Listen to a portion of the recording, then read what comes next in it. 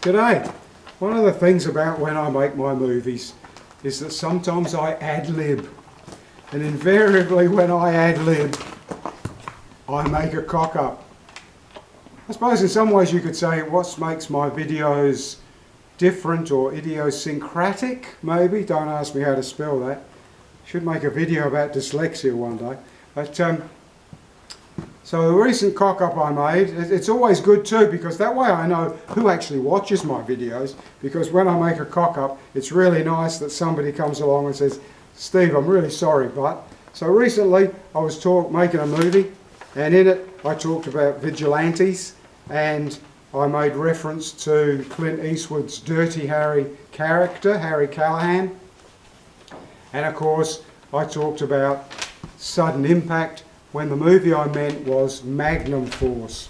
So what I thought is, when I do make a cock-up like that, let's make a movie from it. I'm in Western gear.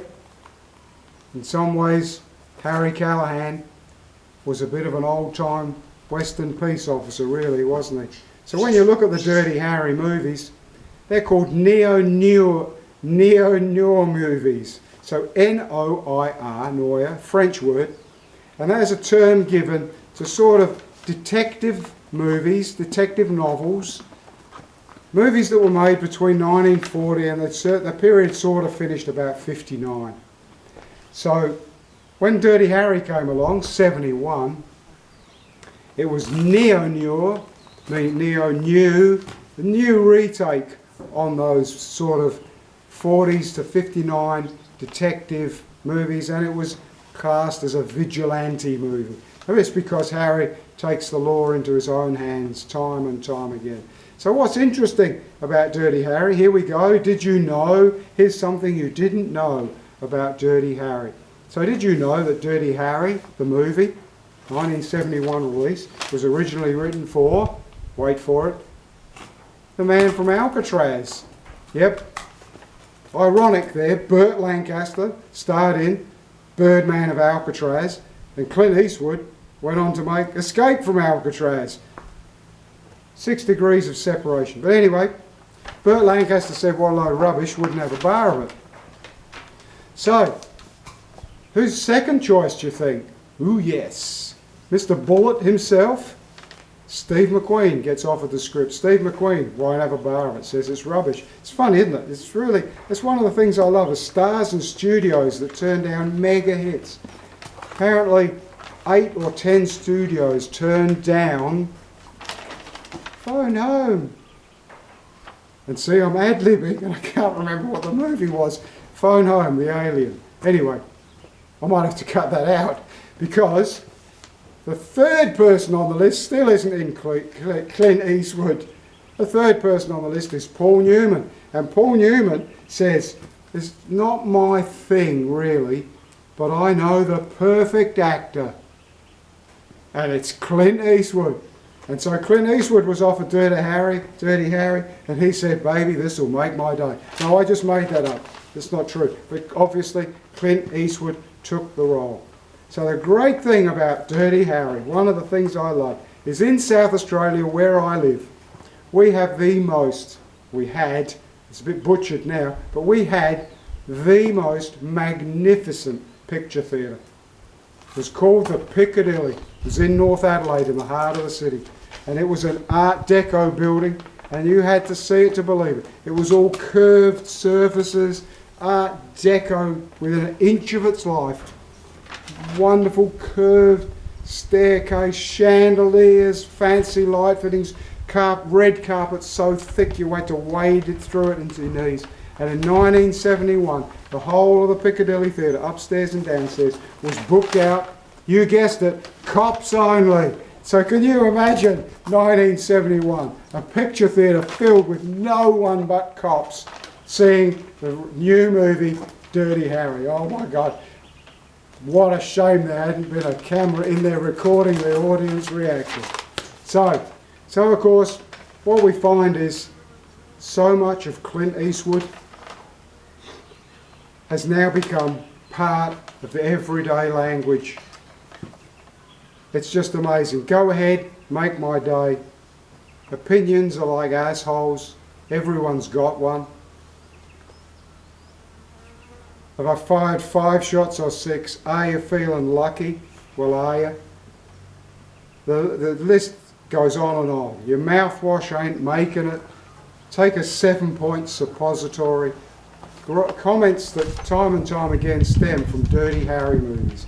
And of course, I don't know what your favourite Dirty Harry line is, but you know, I'm tempted to get sidetracked because what a great line it is from The Outlaw Josie Wales, one of everybody's favourite, where he's standing there with all the packages and there's 4 Union soldiers and they've all got their guns in their holsters, and he just looks at them and says, "You're going to pull those pistols, or you're just going to stand there and whistle Dixie?"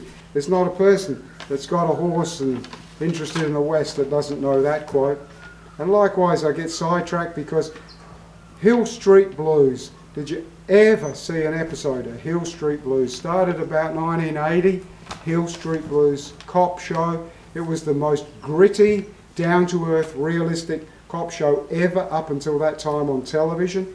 And it's the spin-off from that. It's said to be the mother, the grandparent of all modern-day successful TV shows that show the real gritty side of police work.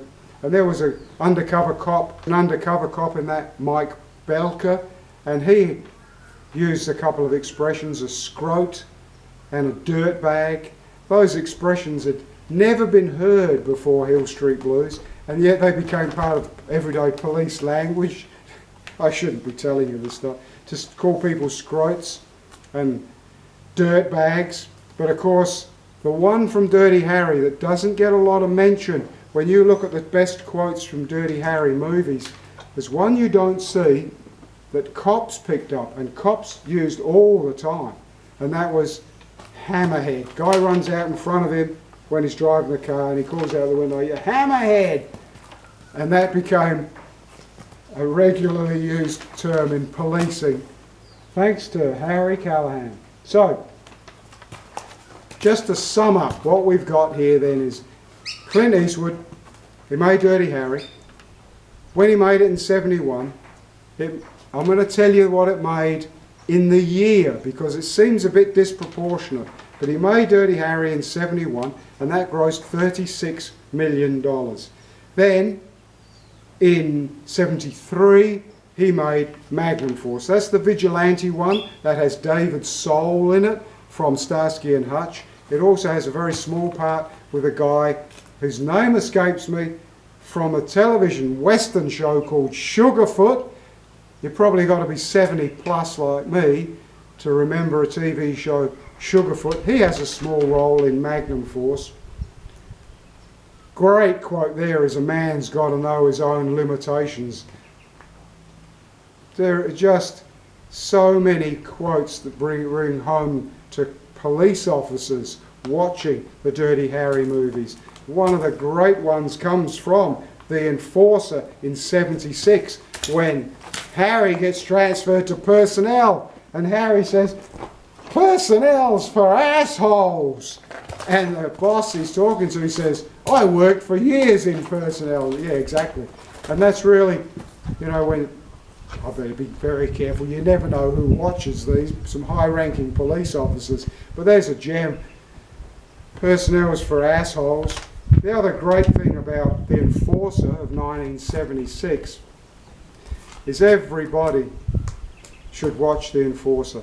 Kids in school should be made to watch The Enforcer, because today you can never make people understand what it was like for women when they first went in the workforce, particularly when they first went into policing. And that movie is superb in its contemporary portrayal of a policewoman trying to be a police officer and to try and become a detective, when police women are supposed to look after small children and shoplifters. And it wasn't that long before that movie, in 76, The Enforcer came out, and it wasn't that many years, can you believe this, when I went in to SAPOL, the South Australian Police, Women were in plain clothes, had to wear gloves and a handbag, and didn't go out on patrol.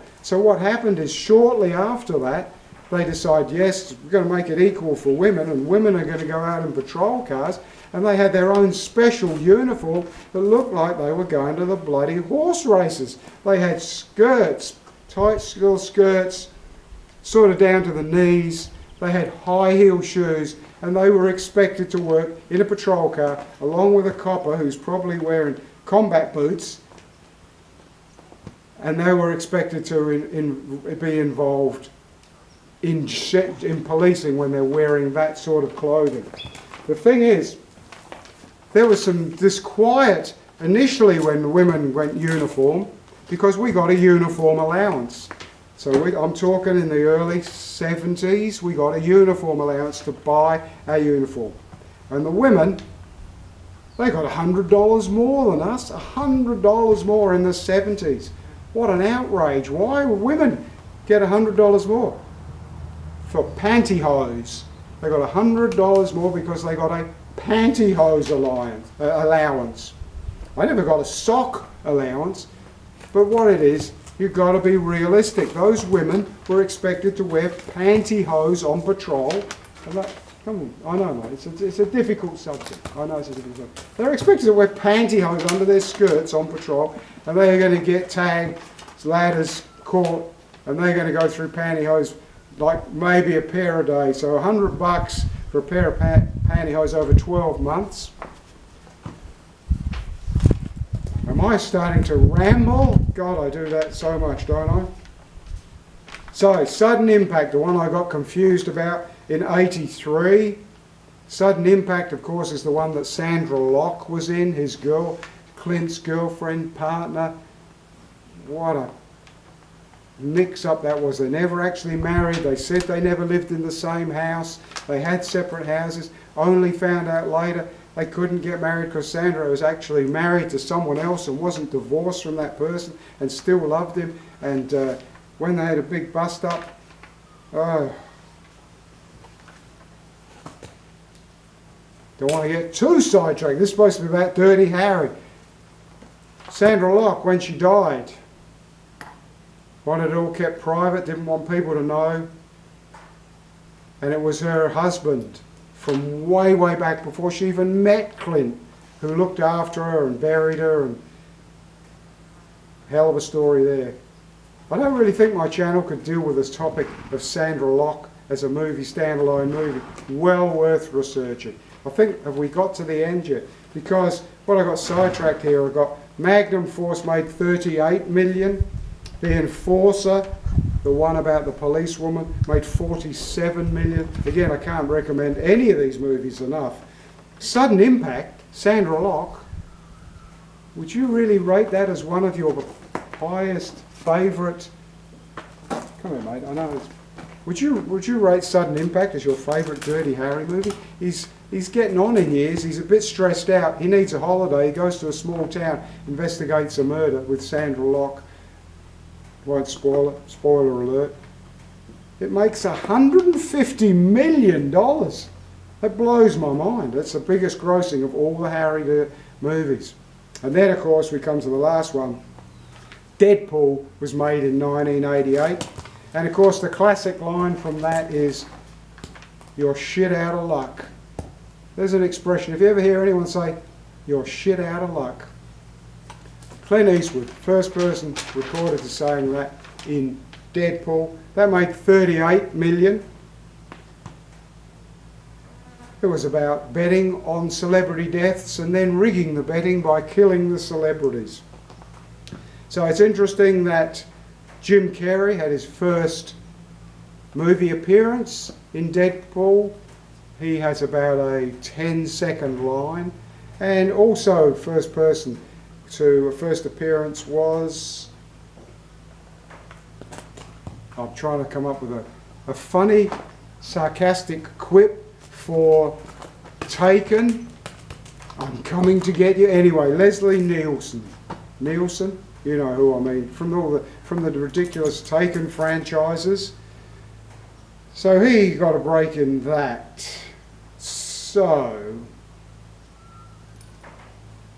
So when Clint Eastwood made Deadpool, the 5th Harry Callahan movie, he was 58 years old, and he said then that he did not want to make, and he wouldn't make, another Dirty Harry movie because he believed that after the age of 58, Harry Callahan would become a joke, and therefore he would not make any more Harry Callahan movies. Again, what's interesting is if you're a Harry Bosch fan, I've been a Harry Bosch fan for 40 years, probably in books, before he ever got made into a TV series. Harry Bosch is a successful LAPD copper well into his 60s. But anyway, Clint Eastwood decided that Harry was 58 and he was not going to be in any more Dirty Harry movies. He was 41 when he made Dirty Harry and 58 when he made the last one, the Deadpool. In 2000, some pressure was put on him to come back as a retired Harry, and his two famous quotes from that were, "Yes, I can see it now. The movie opens and Harry is in the stream with waders on and he's fly fishing. And it's boring. So he pulls out the 44 and boom, boom, into the fish." And his other one is, yes, and in the same movie there'll be a chase scene and Harry will have his walker in the chase scene. So there were the comments that he made in 2000, but it was in 1988 that he said there would be no more Harry movies. John Mitchum, if you ever look up John Mitchum, yes, Robert Mitchum's brother, he played Harry Gordino in the first 3 Dirty Harry movies. And when you look at who was in all of the movies, he is second place. He was in 3 of them. Look him up because you will be staggered at his role. You know, you look at Robert Mitchum and how many movies he was in, but you look at his brother John and it blow your mind how many TV shows and movies he was in. He was in about 13 episodes alone of F Troop, the TV show. The end of the Civil War was near, and quite accidentally. Anyway, again, have you watched this? Are you still watching this? Is anyone still watching this? Do you think anyone is? Where are we up to? Great story. Because Albert Popwell, have you heard of the actor Albert Popwell? Albert Popwell was devastated because Albert was in Dirty Harry, he was in Magnum Force, he was in Sudden Impact, he was in The Enforcer, and he desperately wanted to be in all 5. He wanted to be the only actor apart from Clint Eastwood that was in all 5, and he could not contractually be in Deadpool because he was starring in Who's That Girl? I don't know if you've ever heard of that movie, but anyway, there you go. Albert Popwell sadly didn't make the 5th Clint Eastwood, but he was in 4.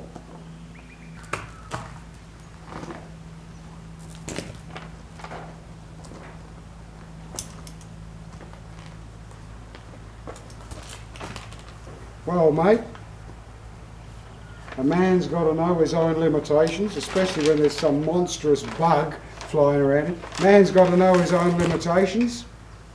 And so what I'm going to do, I'm going to go ahead and make your day. That's the last one. We're all done here. Make a comment, click like, make another comment, subscribe if you haven't already, make another comment.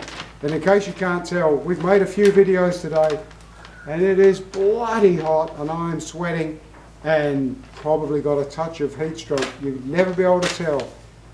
Till next time. Cheers, cobbers.